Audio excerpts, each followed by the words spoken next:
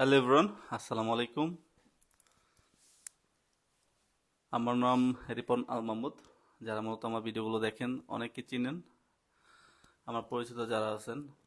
তো এই ভিডিওটা মূলত হচ্ছে আমার ফেসবুক পেজ বা হচ্ছে ইউটিউব চ্যানেলে যাবে। তো বর্তমানে হচ্ছে আমি আছি হচ্ছে ইতালিতে। তো যারা মূলত ভিডিওগুলো দেখেন আমার মাঝে মাঝে, তো কন্টিনিউ ভিডিও করার সুযোগ পাই না। তো মাঝে মাঝে ভিডিও দেওয়ার চেষ্টা করি আপনাদের।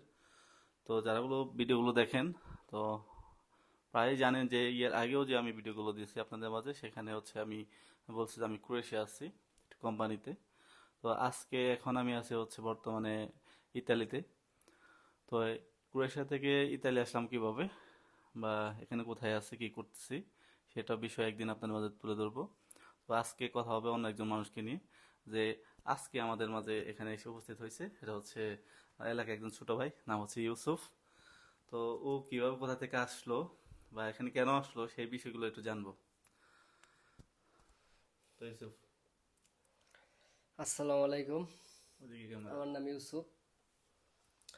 আমার বাসা টাঙ্গাইলে।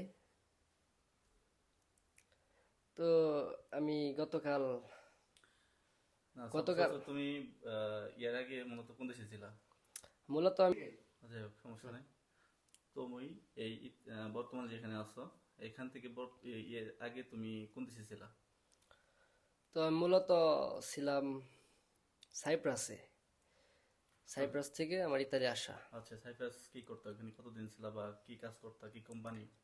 সাইপ্রাসে ছিলাম আমি, এই ধরেন 1 বছর 6-7 মাসের মতো ছিলাম। আচ্ছা, হুম ওই জায়গায় কাজ করতাম আমি এগ্রিকালচারে। এগ্রিকালচার, কৃষিকাজ। এগ্রিকালচার, আচ্ছা, কৃষিকাজ।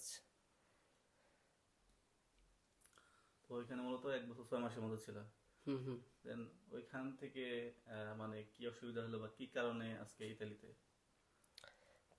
কারণ বলতে ইতালি এটা অনেকের স্বপ্ন। আচ্ছা। তাহলে ইউরোপ কান্ট্রি, এটা মানুষের স্বপ্ন। হ্যাঁ, মূলত আশা, স্বপ্ন পূরণ। আমি একা না, হুম। আমার মতো হাজার হাজার ছেলে আছে, লক্ষ লক্ষ ছেলে আছে আচ্ছা। বাংলাদেশি বা অন্য অনেক দেশের, সবারই স্বপ্ন ইতালি। হুম। ওই জায়গায় ছিলাম, আসলেই কষ্ট করতাম। ওই কোম্পানিতে কি মানে স্যালারি কম ছিল বা এরকম কিছু? স্যালারি তো কম ছিল, আবার আচ্ছা। প্লাস দেখা যায় যে লং টাইম একটা ডিউটি ছিল। আচ্ছা, স্যালারি কষ্ট কম ছিল। করতে হইতো, হ্যাঁ। রোদে পুরো কাজ করতে হইতো। কাজটা আসলে মূলত বিষয় না, হুম। কিন্তু ওই যে দেখা যায় যে একই কাজ করতেছি বা পাশাপাশি কাজ করতেছি, ওরা একরকম স্যালারি পায়, আমরা একরকম স্যালারি পাই, হ্যাঁ, বা হ্যাঁ, হ্যাঁ। এই মানে কোম্পানি স্যালারি বানাইতেছে না, দীর্ঘ টাইম হয়ে গেছে তারপরে স্যালারি বানাইতেছে না, এই কারণে আর কি মন থেকে চাও আর কি ওই জায়গায় থাকবো না। আর অনেক বন্ধু বান্ধব দেখা যায় যে এই জায়গায় এসে পড়ছে, ইতালিতে এসে পড়ছে। ওকে। তো হুম কোম্পানি ছাড়ার পর কতদিন পর আজকে ইতালিতে? কোম্পানি ছাড়ার পর প্রায় 13 দিন পর ইতালিতে। 13 দিন। তেরো তেরো দিন দিন হচ্ছে, 13 দিন কোথায় ছিল বা কিভাবে কিভাবে আসলা? এই পূর্ণ পূর্ণ ডিটেলস সবগুলো, মানে বাই রোড বা গাড়িতে কিভাবে আসলা, সম্পূর্ণ ডিটেলস একটু দর্শকদের মনে তুলতে পারো। হ্যাঁ, আসলে মূলত আসা বাই রুট, মানে আমরা যেভাবে আসছি এটাকে বলা হয় গেম। যেহেতু ইলিগাল, গেমের হ্যাঁ। মাধ্যমে আসছি, ইলিগাল ভাবে গেমের মাধ্যমে। তো সাইপ্রাস থেকে আসলে যাওয়া হয় টুরিস্টের বিষয়ে, আমাদের হুম। যাওয়া হয় তুর্কিতে ঘুরতে যাওয়া হয়। আচ্ছা। তুর্কিতে, তুর্কির থেকে আবার মানে আমরা মূলত যাব, মানে মূল বিষয়টা হলো এই যে আমাদের টুরিস্টের যে ভিসাটা, ওইটা হুম। হলো সার্বিয়ার। স্যার, ওই আচ্ছা। তুর্কি ট্রানজিট পরে ওই জায়গা থেকে সার্বিয়া চলে যাই। সার্বিয়া যাওয়ার পর সার্বিয়া থেকে আবার মনে করেন ওই যে গেম দিয়ে, হুম। মানে গেম বলতে বাসেও যাওয়া যায়, তবে ওই জায়গায় মানে পুলিশে ঝামেলা করে, পুলিশের কারণ নাম, হ্যাঁ, যেহেতু বলো। আমাদের ডকুমেন্টস নাই, হ্যাঁ, হ্যাঁ। ডকুমেন্টস ছাড়া। তো এই জন্য আমাদের যাওয়া হয় আপনার এই বাই রুট দিয়ে। এই ছোট নদী থাকে আমাদের ইয়ের মাঝে, এই বসনিয়া অ্যান্ড সার্বিয়ার মাঝে একটা নদী থাকে। আচ্ছা। ওই নদীটা আমাদের পাড়ি হইতে একটা বোটের মাধ্যমে। আচ্ছা। আমাদের একটা জঙ্গল নামে দেওয়া হয়, বাসে করে জঙ্গল, বাসে করে আমরা জঙ্গলের কাছে যাই। তো ওই জায়গায় আমাদের লোকেশন দেওয়া হয়, মানে যারা দালাল থাকে বা ওদের একটা লোকেশন দেওয়া হয়, লোকেশন অনুযায়ী আমরা যাই।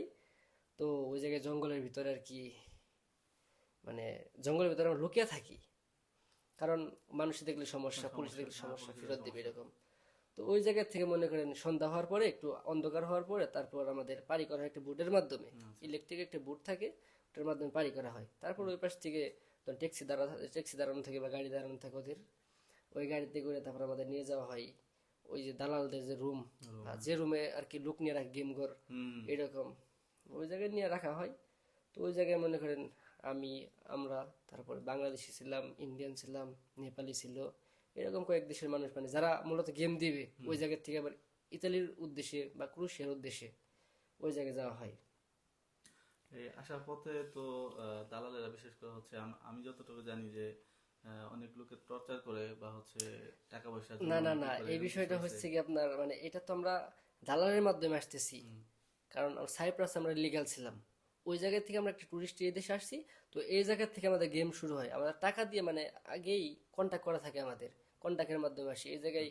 ওই দালাল মানে আপনার মাফিয়া বা ওইরকম গ্যাংস্টার কোনো কিছু নাই, কারণ তাদের আন্ডারে আমরা থাকি। হুম। তো ওরা আমাদের মাধ্যম দেয় বা ওদের সাথে ওদের যে লোক আছে, লোক দেয়, ওই লোকের আমার পথ দেখায়, ওরা যেভাবে যায় ওইভাবে আমাদের যাইতে হয়। কিন্তু এরপরে হচ্ছে বর্তমানে তো এরপর হচ্ছে সবাই জানে যে অনেক শীত, বাংলাদেশে কিন্তু গরম পড়ে গেছে। তো এই শীতের মাঝখানে এই জার্নিটা কিন্তু সহজ হয় না। না না না, এটা অনেক মানে কঠিন অনেক বলতে কষ্টের গেলে। একটা বিষয়। তো এই জার্নির মাঝখানে তোমার এরকম কিরকম মানে কষ্টের কিছু বিষয়গুলো যেটা হচ্ছে অনেক বেশি খারাপ লাগছে বা অনেক জায়গায় যায় অনেক কষ্ট করছে, বিষয়গুলো একটু বলতে। কষ্টের কথা বলতে গেলে আসলে এই কষ্ট আছে আবার কষ্ট নাই, মানে এগুলোর আসলে রাস্তা আছে অনেক। হুম। এই রাস্তায় কষ্ট কম, এই রাস্তায় কষ্ট বেশি, মানে রাস্তার যদি আপনি ভালো একটা রাস্তায় যান বা দালাল আপনাকে ভালো একটা রাস্তায় দিল, ওই রাস্তাটা আপনার ভালো, দেখা যায় যে এই রাস্তায় কষ্ট নাই। মানে দেখা যায় যে হয়তো ট্যাক্সি দিয়ে মানে ট্যাক্সি গেম আছে, একটা একটা বাস গেম আছে বা একটা মানে হাইটের গেম দিতে হয় এরকম। তো আপনার ট্যাক্সির যে গেমটা মূলত এটা একটু সহজ হয়, কারণ বর্ডারের কাছে নামায় দেয়, বর্ডারটা আর কি পারি করে ওই পাশে চলে যায় মানুষ। দেখা যায় যে আপনার বসনিয়া থেকে ক্রোয়েশিয়া চলে যায়, ওই বর্ডারটা দৌড়ে চলে যায়, যদি পুলিশের কাছে ধরা পড়ে তো মানে কাছাকাছি থাকলে বর্ডার পুলিশ ব্যাগ দিয়ে দেয়। আচ্ছা। আর যদি ধরা মানে আল্লাহ নিয়ে যায় তাহলে মনে করেন আর সমস্যা নাই।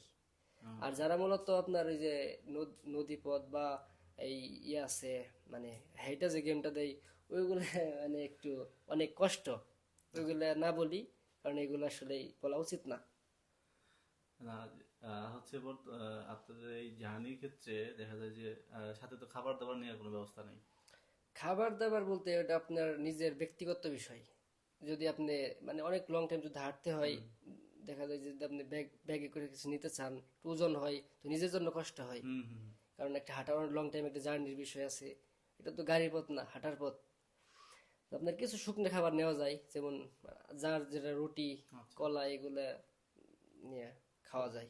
13 দিন জার্নির পর আজকে ইতালি। হ্যাঁ, এরকম করে প্রত্যেক দেশ পাড়ি দিতে হয়। কত দেশ, মোটল তো কতগুলো দেশ পাড়ি দেয় আজকে ইতালি? এই ধরেন 4টা 5টা। 4টা 5টা। আচ্ছা। যাই হোক, ইউসুফ আসছে মূলত হচ্ছে এইভাবে ইলিগাল ভাবে ও ইউরোপে ঢুকছে। তো সবারই স্বপ্ন থাকে ইউরোপে আসা। তো দর্শকের উদ্দেশ্যে যারা মূলত এইভাবে ইউরোপে ঢুকতে চায় তাদের ক্ষেত্রে কি বলার আছে? তাদের ক্ষেত্রে আমার মতে আসলে রিস্ক নেওয়াটা মানে উচিত না, কারণ মানে ঠিক আছে ইউরোপ স্বপ্ন, কিন্তু এই স্বপ্নের কারণে যদি আপনার মৃত্যু হয় বা তাহলে আপনার ফ্যামিলি শেষ না, ফ্যামিলি মানে সবাই শেষ, টেনশনে থাকে বা টেনশনে থাকে, বা আপনার কিছু হয়ে গেলে আপনার ফ্যামিলি কিন্তু মানে দেখা যায় যে আপনি ধরেন অনেক টাকা পয়সা খরচ করে আসলেন, আপনি ঢুকতে পারলেন বা আপনি ঢুকতে পারলেন না বা আপনার মৃত্যু হলো, তখন কিন্তু আপনার ফ্যামিলি পুরো বিপদে, ফ্যামিলি তার ছেলে হারাইলো, মানে সবকিছু হারাইলো। আচ্ছা। মানে আমার মতে দরকার নাই এই রাস্তায় আসা। আমার মতে আপনারা লিগেল এত ভাবে টাকাতে আসেন। না এসে লিগেল দেশে ভাবে কিছু করেন, করেন, হ্যাঁ। দেশে কিছু করেন। হয়তো লিগেল ভাবে আসেন বা ওই টাকাতে দেশে কিছু করেন।